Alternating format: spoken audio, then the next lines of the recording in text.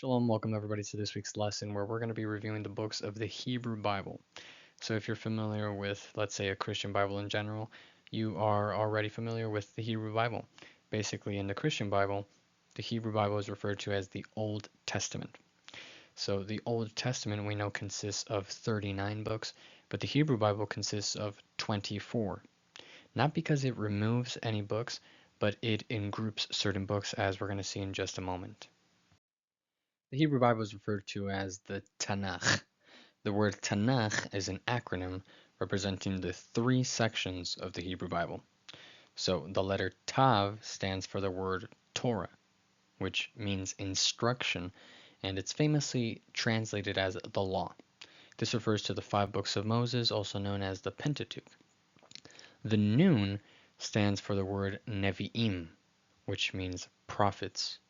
And finally, the Kaf stands for Ketuvim, meaning writings. So I wanted to give you a bird's eye view of what we're going to be reviewing today. This is a fully Hebrew table of the books in the Hebrew Bible. So one thing you've probably noticed by now that of the three sections that we went over, the Torah, the Nevi'im, and the Ketuvim, this is a very different order than what you're used to in your traditional Christian Bibles. So today we're going to be going over these books by seeing their Hebrew names, their literal translations, and how they are referred to in English. So let's start off with the Torah, also known as the five books of Moses, the Pentateuch. One thing you'll notice is that the books of the Hebrew Bible are named differently than the traditional names we see in Christian Bibles. So modern Christian Bibles refer to the books using names that come from Greek translations of the Hebrew Bible. The Greek translations refer to these books by names like Genesis, Exodus, referring to the overall themes and concepts within the book. In Hebrew, these books, including their many portions read weekly, they're not named in the same way, but rather, the books of the Hebrew Bible are named based on one of the first key words in the opening lines. So for each book of the Torah, including its weekly parashas, the weekly Torah readings, the naming is based on a key vocabulary word around the start of said portion. I'd say it's typically always the first verse, sometimes even the second. So the first book is Bereshit, which is actually the very first word of the entire Torah, normally translated as in the beginning. In English, the book is referred to as Genesis, which implies the nature of this book being about origins. The second book is Shemot, which means names. Okay, and recall how the book starts by naming those who went down to Egypt. So in English, this book is called Exodus, harking to the narrative of the children of Israel coming out of Egypt. The third book is Vayikra, which means and he called, as it starts off with the calling of Moses into the tent of meeting. And in English, this book is called Leviticus because of its many instructions and laws given to the Levitical priesthood. The fourth book is Bamidbar, which means in the wilderness. Okay, this book is introduced as being an account of the events when the Israelites were in the wilderness. Now, interestingly, this book is not actually written as Bamidbar in the Torah, but rather Bemidbar. So right under the bet is a patach, but in the Torah it's a shva under the bet. Why is that? Well, if we were to refer to this book as Bemidbar, that's literally saying in the wilderness of, and then there's no resolution. So instead of referring to this book as in the wilderness of, it's simply changed to just be called in the wilderness. In English, this book is called Numbers, referencing the various censuses throughout the book. And finally, the fifth book is Devarim, which literally means words, recalling the first line of the book. These are the words which Moses spoke. And in English, this book is called Deuteronomy, which is Greek for second law, Deuteronomios, a reference to this, to the way this book is seen as a reiteration and review of the entire Torah. This is similar to another Hebraic way to refer to this book, popularly seen by the Rambam. Deuteronomy is referred to as Mishneh Torah, meaning a repetition of the Torah. So next we're moving on to the Nevi'im, the prophets. The first section of the prophets is referred to as Nevi'im Rishonim, which is translated literally as the first prophets or the early prophets. So this refers mainly to the time period in which these books take place in, which is very early in Israel's national history. And as you see, there's no need to add a section that shows a different naming, as the names of these books are retained in traditional translations. These are Yehoshua, meaning Yah or Hashem is my salvation, translated as Joshua. Shoftim, both meaning and translated as judges. Shmuel, meaning his name is God, translated as Samuel. And Melachim, both meaning and translated as kings.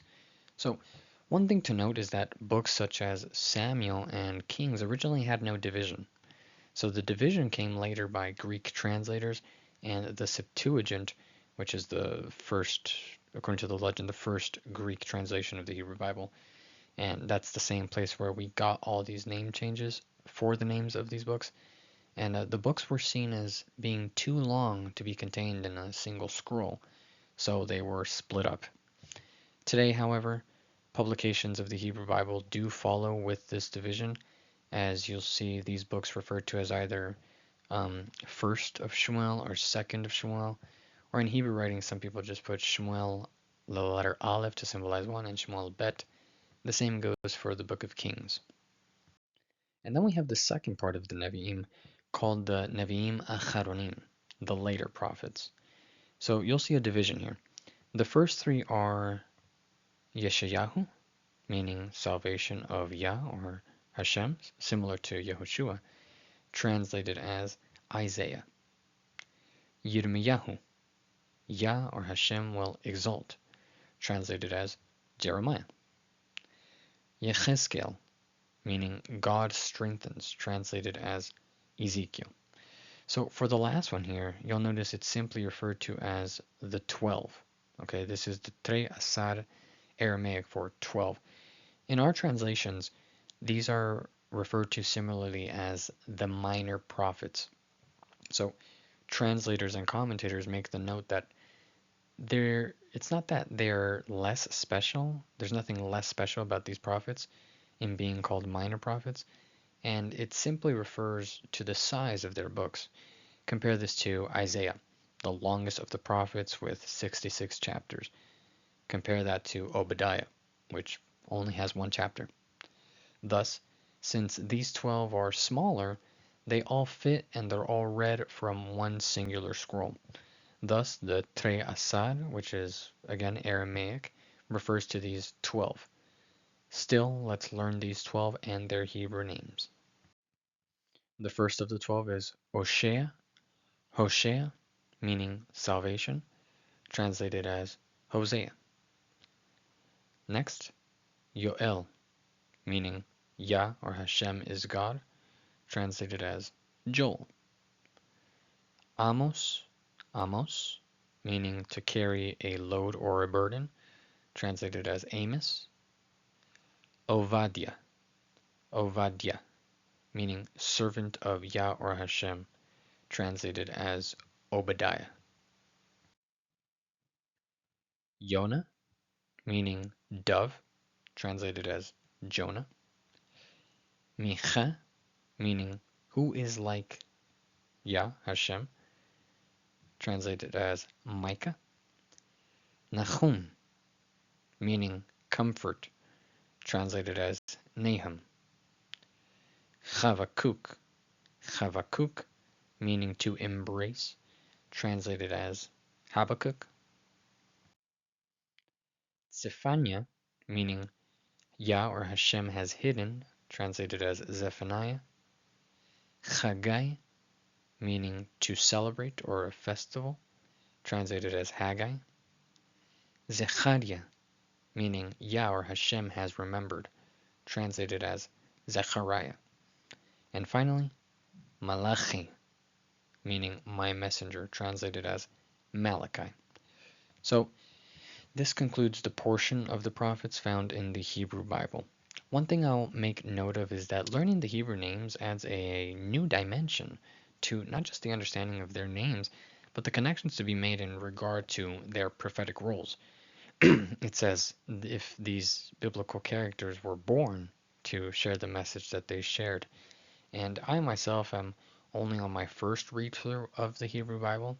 I grew up in a church, of course, but never once did anyone actually guide me through a comprehensive read through, just selective verses here and there, typical of a church.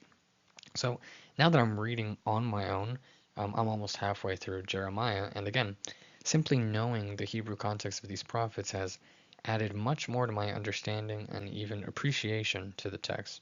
So these Hebrew names and their significances are definitely worth noting.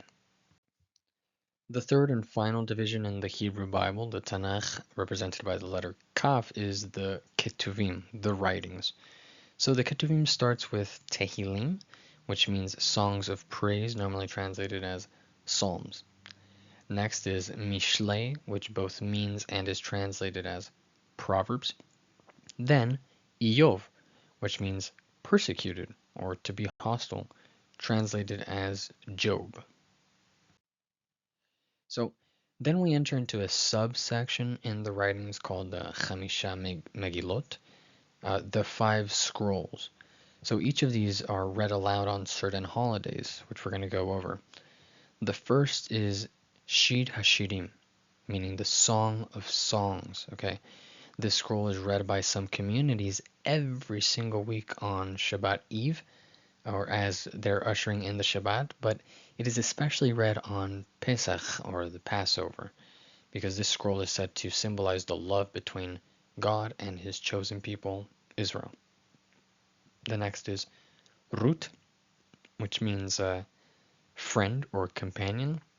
So Ruth is read every year on Shavuot, or Pentecost, for several different reasons, and the most prominent one being that the story actually takes place around that time of the year.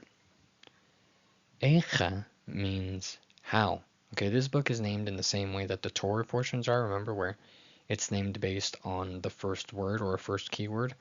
As you may note that this book starts with how lonely sits the city once so full of people. Okay, and this book is read every single year on Tisha B'Av, which is the ninth of the Hebrew month of Av, sometime in late July, early August, which is a date commemorating the destruction of the two temples in Jerusalem. Its Greek naming is Lamentations. Then there's Kohelet, meaning assembler, and it's read every year on Sukkot, or the Feast of Tabernacles, which is the book itself is controversial. It was even contested in its inclusion in the canon according to the rabbinic legends, and its seemingly pessimistic themes are seen as the perfect reminder of a temporal life on this earth during the joyous feast of Sukkot. And finally, we have Esther, which means hidden from its Hebrew or rabbinic context. But it should be noted that the name Esther itself is of different culture origins, from Persian culture to be specific. And the book itself is read every year on Purim, which is the rabbinically ordained feast commemorating the events in the book of Esther. And these are the final books in the Hebrew Bible. Daniel, which means God is my judge, translated into English as Daniel. Next is Ezra Nehemiah, which literally Ezra means help, and Nehemiah means Yah or Hashem comforts. And then the last book of the Hebrew Bible is Divrei Hayamim, which literally translates into Words of the Days, renamed into Chronicles in translated Bibles. So here is the full chart of the books of the Hebrew Bible, both in their English form and in Hebrew, 24 in total. Recall books like 1st and 2nd Samuel, 1st and 2nd Kings, 1st and 2nd Chronicles are made into one, as well as Ezra and Nehemiah. as well as the 12 minor prophets, they're grouped as one. Thus, for those of us who are familiar with the 39 Old Testament books, we recognize they're the same books, it's the same writings, they're just numbered differently and in a different order. You now know the Hebrew Bible is divided into three groups: the Torah, prophets, and writings. Let me also mention this interesting note. We'll end on this note. Notice how the Hebrew Bible ends. Okay, in Christian translations, the Old Testament ends with Malachi, which is a bit of a somber note, and it does seem to give space for the interpretation of what's known as the 400 years of silence. I like to refer to it as the 400 years of longing instead. But yeah, it gives space to that interpretation because it leads into the gospel narrative of the New Testament. Well, in the Hebrew Bible, the final book is Chronicles, wherein that book ends with a sort of hopeful note. It also makes sense more chronologically. It ends with a hopeful note with the returning of the exiles from Babylon. So this concludes our lesson on the books of the Hebrew Bible. Shabbat Shalom and Shavua Tov to all.